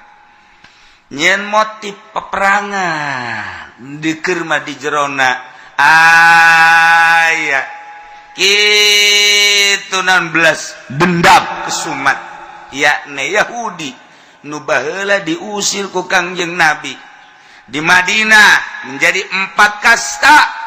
Na Yahudi anu baheula terisolir nyana tetep dendam bae. Kapan waktu buah hajar Islam. Mulai Yahudi jeung sebuah kekuatan, bayangkeun ku urang si Yahudi anu minor tetapi kuari geus mendominasi Palestina, Israel. Yeun kekuatannya na, sebab di ditu Yahudi kecil, Amerika adalah Yahudi besar. Kunci kelanjutan negara, perpolitikan jeung perekonomian anak dicekel ku Yahudi nu minoritas. Geus kos kitulah kaayaanna dibere cemerlang otakna Yahudi, sehingga tunduklah Amerika apa kata Yahudi. Maka Yahudi ngacak-ngacak negara Islam, motifna macam-macam. Hiji asli nama dendam. Irak hancur, Turki baheula geus dihancurkeun Utsmaniyah nu pertama. Kemudian terus ka dieu Mesir eureun-eureun, Suriah, terus wari Yaman. Urang lamun nyaritakeun negara Yaman, hiji-hijina negara anu kuat ahli sunnahna, anu disebar ka mana-mana. Yaman, Kangjeng Nabi pernah nyaritakeun al-imanu yamani. Iman adalah Yaman. Kuat Yaman imanna. Moal mundur kajen kumaha ge orang Yaman jeung murni imanna Yaman. Diacak-acak terus. Taya Yaman geus kebel sebenarnya mah. Ieu sultana nyana teh Syiah, ngan Syiahna kan Syiah Zaidi, asli bagus. Nah, masalah kan yang Saudi Arabia, tetapi Yahudi pinterna nu luar biasa, ngacak-ngacak Yaman dengan motif karena Syi'i datang ISIS, diacak-acak atuh ku Yahudi. minta perlindungan Raja Yaman ke Saudi Arabia dengan ISIS dan Syi'i kunaon dihantem ku Saudi Arabia pebeakan ulama-ulama. Urang kan lamun neuleukeus kitu teh motifna kumaha sih Saudi Arabia kan Islam, Yaman kan Muslim sama-sama. Ieu teh kan Islam diadukeun ku Islam diadukeun jeung Islam deui. Yahudi jago jasa main. Teu karasa sebab naon? Sebab Saudi Arabia geus bertukuk lutut ke Amerika. Apa kata Amerika? Numantak kurang lamun macaan sejarah jeung berjalan politik tinggal haridang wae. Per detik ieu geus sabaraha ribu anu korban di Yaman ku Islam jeung Islam. Masya Allah karim. Nya teu kaharti urang eta teh lamun dicaritakeun kos kitu. Masa sih tega Islam bunuh Islam? Orang Amerika baik ketika di Irak kita nembakan orang Irak aya nu embung kemudian asup Islam sabaraha ribu kuari tentara Amerika nu asup Islam gara-gara kita nembakan orang Muslim anu henteu berdosa embung nyana kemudian stres nu stressan dipulangkeunlah ke Amerika horenganan asup Islam teu tega kita nembakan orang Irak eta Amerika bae ge embungeun kok kuari dahsyat amat si Saudi Arabia bisa ngebombardir Yaman negara nu leutik Yaman mah teu berdaya. Ieu senjatana kapan dijual belikeun ku Amerika. Nurugikan urang nya nama untung penjualan senjata, kemudian untung tina motif perjuangannya na, untung sababaraha lipat di jerona nya nandek nyaplok hasil bumi Yaman. Geus kos kitu eta urang teh capek mun nyaritakeun kos karana itu. Terus horenganan inti nama dendam. Lantaran teu bisa diajak kerja sama Sunni mah teger. Anu aya di Irak nu teger Sunni, nu aya di Mesir nu teger adalah Sunni, nu aya di Iran nu teger adalah Sunni. Nu aya di Yaman nu teger adalah Sunni, teu bisa diajak kerja sama ku Yahudi jeung ku Amerika Sunni mah. Ai Wahabi mah jeung Syiah bisa. Eta model teh ya Wahabi mah jeung Syiah teh bisa diajak kerja sama tak ku Yahudi. Bombardir. Wallahu alam kan itu namanya tetep emer Syiah ge dihajar bae. Untuk sementara ieu mah diadu-adukeun bae terus. Urang lamun ingat baik sedangkan Indonesia terbesar Sunni nah dengan atas nama NU Sunni Indonesia gede sedangkan Amerika mah neuleus Sunni nu gede dihajar ku Muhammadiyah teu robah dihajar ku Persis teu robah dihajar ku PKS di urang teh diacak-acak buatan Amerika teu robah dihajar ku berbagai Yahudi enam gitu Wahabi nu turun di Timur Tengah terubah Indonesia didatangkan Syiah ke Indonesia kiriman di Iran terubah Indonesia mah tetep ilah abadin nabiyyin mustafa ditaulah usoli Wahab Muhammadiyah Persis Wahabi kabeh ulah usoli malah ngegeleger usoli sial cak Amerika teh. Sedangkan nukaran itu nu kuat mata nusuk ila haboroti. Hei bangsa anu tilo katoroti mah bangsa tak salat, ngantung tak salat, ngobrol tak salat. Nenaman teu make ila haboroti teu make maksud tempat kecil cak Amerika bisa ngabatur lain. Letik teh bangsa Wahabi bangsa sebabna rohan. Iya nu hese ge nusuk ila hadratin nabi. Assalamualaikum ya Rasulullah. Yahudi ge bingung. Sebab naon? Sebabnya nyambung ke nu hirup jeung nu maot. Nyana bisa ke alam anu itu, bisa ngobrol kapan ahli-ahli Allah mawali Allah jeung nu karan itu.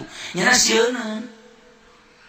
Nyana sieun Yahudi teh nusuk usoli bae teu beres cak keneh. Itu beresin saya sekira ini kos itu. Dihajar aku ya tadi Indonesia gede tadi kos gitu teh. Numatak di bidah rajaban bidah. Muludan bidah, awalan bidah. Oh, Gusti iraha ngabidah. Kitabna ge geus aya kula ge dikiriman gede kitabna anu bidah. Teu mereka juru los aja nih. Gede kitabna ge bidahkeun ku sia moal bisa di Indonesia mah tetep bae.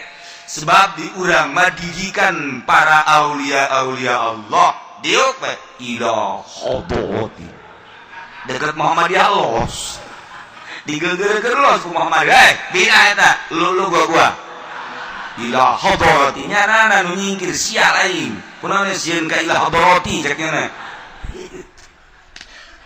bahwa sieun teh Yahudi Kristen ka bangsa nu sok tawasulan sebab nyambungkeun urang nu hirup ka nu maot lamun geus bisa nyambungkeunana kapan eta teh lain lalagaan haladir mah mantep di Irak nu menang kaum ortodok disebut ortodok Sunni teh Islam ortodok eta teh ahli sunnah wal jamaah di thariqah nu tager teh eta datang ka kuari keur ditakuti ku Amerika teh eta nah Yaman eta teh geleder lantak tenang bae sanajan perang tetep Yaman diperhitungkeun ku Yahudi jeung ku Kristen sebab naon eta teh asal diuk bae ila hadrati di Mekah ge kos kitu be. Nah, kajeun nama Yaman Indonesia kuan.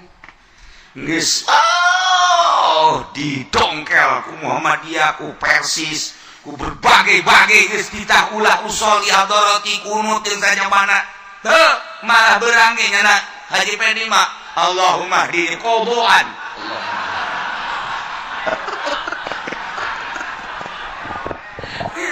Izin ka Muhammadiyah nya mah aya kodoan enggak lomba dini wae guys. Sia rek Muhammadiyah teu kahayang mah beurang mah ulah ke. Ya Allah.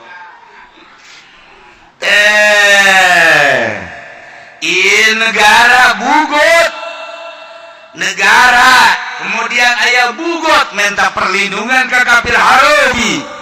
Teu bisa diluluskeun tah mah. Bisa dilanjutkan gas antem bugot nafada alaihim bilasoh tapi nurutkan segala soh nafada cuman tetap ulah minta pertolongan ke ahli halab Masya Allah dari nomor ni negara Islam tinggal hiji Iran nu ditakuti ku Yahudi takuti ku Kristen tinggal hiji dong Iran doang hiji-hijina negara bisa memproduksi senjata jeung sajabana hanya Iran ujung-ujungnya pasti ngadu jeung Iran engke mah ngabelah Yahudi bakal asup ke Saudi Arabia meme jelemana nu arasup nyana nyaweun mun asup langsung ke Mekah beak nyana ujianana digonggong ku anjing nyana di sekitar luar tanah haram tapi isme namakan asup ka Mekah jelemana dicekal ku orang Amerika rajana dicekal ditundukkan supaya kitu jelema nama can asup tetapi isme nama di 90% asup pembangunan geus didominasi ku Amerika ndek kumaha deui tinggal prakna doang ke bakalna melalui orang Habasyah ke bakalna Baitullah ge dihancurkeun ke peperangan gede bakalna sebab naon ieu dajjal ke dajjal mulai masuk Madinah ngan teu bisa asup Madinah mah tetep dajjal teh teu bisa asup Madinah jeung Mekah Imam Mahdi nu asup ke Mekah ngan dajjal di pinggir Madinah bakal nanyana di pinggir Madinah cicingna dajjal teh dirinya montrak dibuat oleh hotel-hotel khusus di Arabia di luar tanah haram Madinah jangan menyambut kedatangan dajjal moal datang ujug cicing didinya lamun pertalian heula antara manusia nu aya di Saudi Arabia jeung di Amerika Moal dipersilakan atuh di perangan, tetapi engke maka dipersilakan dengan tenang-tenang. Dajjal asup kadinya blak. Sementara Imam Mahdi nangke asup ke Mekah. Berarti Imam Mahdi masuk Mekah, pemerintahan Saudina geus pemerintahan Dajjal. Namun deui jalur politik seperti kieu. Imam Mahdi asup teh ka negara Mekah, ka Masjidil Haram. Pemerintahan nama geus pemerintahan Dajjal, sebabnya geus mempersilahkan Dajjal masuk Madinah.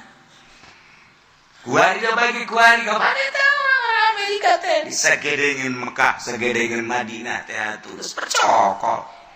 Berarti kan geus dipersilahkan. Masya Allah karim. Lamun urang nyaritakeun ka situ asa tarereh jasa. Geus darareukeut jasa. Mantap untung lah anu geus karolot mah. Artina untung teh moal kebal deui nya hirupna. Geus nemahnya na ge aing mah geus neureun kuburan bae. Malah mana ya aing. Walau anahu marzimatil munalizima kafir dimi nulungan bugot jauh nya na ge haram baginya nak merangan urang kaum muslimin aya pertalian nyana jeung bugot sehingga ahli iman nulungan bugot memberontak ke negara tersebut nyawanya nage bahwa haram memerangan negara, maka intaqadha perjanjian ahli iman jeung bugot batal. Al-muqayyina tawa dipaksa, malah lamun dipaksa mah sebab ieu teh lamun dipaksa mah aya intrik-intrik tentang kemanfaatan kerjasama jeung zimah jeung zimi. Kos itulah caritana nu jelas teu meunang minta pertolongan ke orang kafir. Urang mah kuari ka kafir mah. Minta pertolongan teh. Kajen ku kumaha ge negara-negara Islam teh perang anu. Kuwait perang, Amerika turun. Anu perang Amerika, Persia perang Amerika dan lain sebagainya. Aduh, eureun-eureun jeung kitu geus mendominasi polisi dunia Amerika. Geus kos kitulah kayana emang meureunnan Dajjal bakal timbul tidinya. Ieu mah keur carita datang kangke masa rujud jelema ka Dajjal teh. Na'udzubillah min zalik wa min zalik. Memeh Dajjal nu asli dibuat kaherian heula ku Dajjal nurut henteu televisi HP. Ieu kan kuari geus darurut kabeh ka kiai-kiai geus boga HP. Eta kan sarua buatan Dajjal. Masalah sih. Dek kumaha deui ya mengkos kati kaherian Dajjalun disebutna. Dajjal jalan heula memeh nu asli setik-setik digrogoti nu mantak hanya ahli thariqah lah anu kuat sebab jana bersilsilah selama teu akur jeung aturan teu bae kajeun kumaha ge maka anu bakal nyeungseulikeun teh ka ahli thariqah ulama-ulama nu geus asup ka Dajjal ortodokeun lah. Nah, gitu kampungan dan lain sebagainya. Tetep bae. Sebabnya nama merasakan indahna ibadah ka Gusti Allah. Tuh, tinggal kiai-kiai, ustad-ustad anu berjuang di luareun eta, nu sigana berjuang padahal mah warenganan ngagejeburkeun diri. Terus bentrok, masalah emang geus kos kitu pasti bentrok bae. Sebab beda jalur, ieu mah dunia, ieu mah akhirat. Ieu mah dunia, ieu mah akhirat. Asa kahalangan jelema anu memperjuangkeun dunia dengan motif jeung bahasa kemajuan lah, ngalangan majulah, tidak akan majulah, padahal ansurna nyana ge teu maju-maju. Itu mah sekadar hawa nafsu, terus. Perhatikeun setik akalun jelema nu nyekelan adeg tentang kebenaran setika di sebuah negara. Di negara mana begitu ngan tetep bae aya, jangan tertengger tetep aya. tuh karena geus teu kadaruat kompetisi tentang dunia deuk kumaha tuh coba magahan ngaji bebatur manggeus dar kaditu ganti motor ganti mobilnya nama masih kene magahan ngaji bae mangganing magahan ngaji makan duitan mulai tidinya terus kabelah dieuna didatangan ku lurah ku camat lurah lah teh nanti aing angel asa kaboga duit maning ngilu bae geus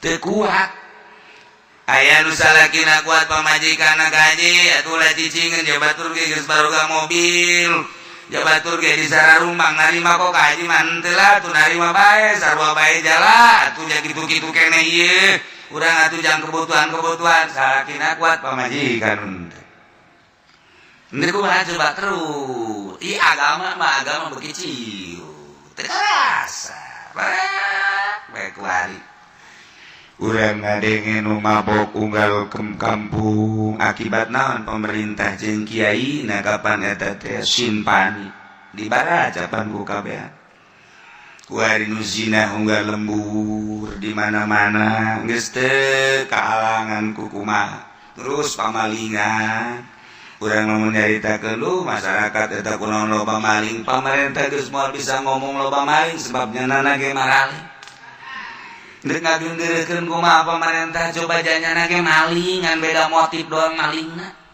ieu mah maling motor ader-aderan nya mah maling atuh maling kitu manis emang pu DPR lain pamalingan ya pamalingan polisi lain pamalingan ka tukang-tukang jalan raya ge pamalingan lumayan nu kudu 4 senti jadi 3 senti kan maling eta ye tuh maling kabehan dek ngomong naon ku ari namun masyarakat cara maling sepeda lah sepeda nyana mah bau sabaraha panjangna jalan tadi itu ayo coba lamun aya pembebasan tanah anu kudu nama masyarakat supaya ngeuraheun ngutus bupati ka seseorang supaya melaluinya bae tanpa melaluinya ulah diluluskeun masa pemerintah kos kitu sih eta kapan maling hak masyarakat nakeun calo jadi kuarina pemerintah teh jadi calo lain ngaluruskeun ieu maling kabehan pan calo mah pamalingan emang calo lain pamalingan kalau ngomong cenah kiai kos kitu amat emang keur ngomong doang atuh aya kira-kira kasinggung lah ngaji atuh sakitu doang emang ngomong doang kecuali aing dibere ku sia moal aing sia teu mere-mere ka aing geus lah ngomong atuh cenah kiai amplopan diteluh sia ku aing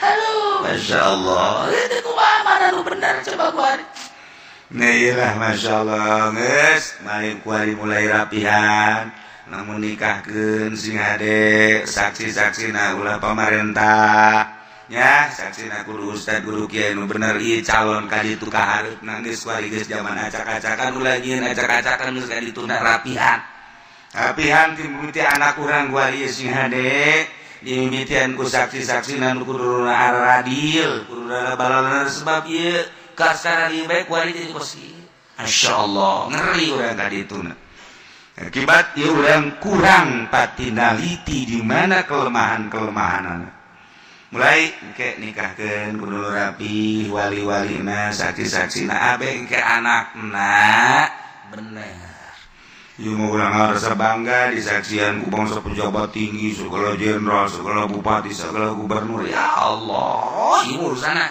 ieu mah agama mun kitu mah urusan SPP teh los urusanna geus mah ieu mah lain urusan agama neuk memproduksi keturunan mulai mulun rapi urang jang supaya ngalanjutkeun agama ieu supaya teger supaya mantep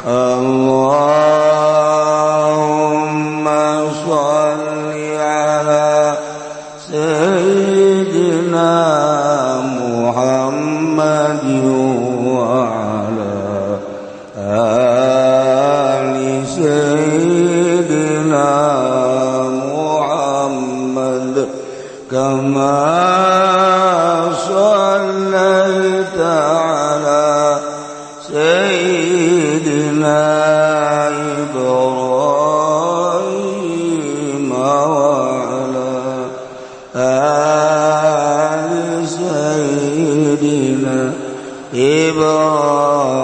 إبراهيم وبارك على سيدنا محمد وعلى آل سيدنا محمد كما باركت على سيدنا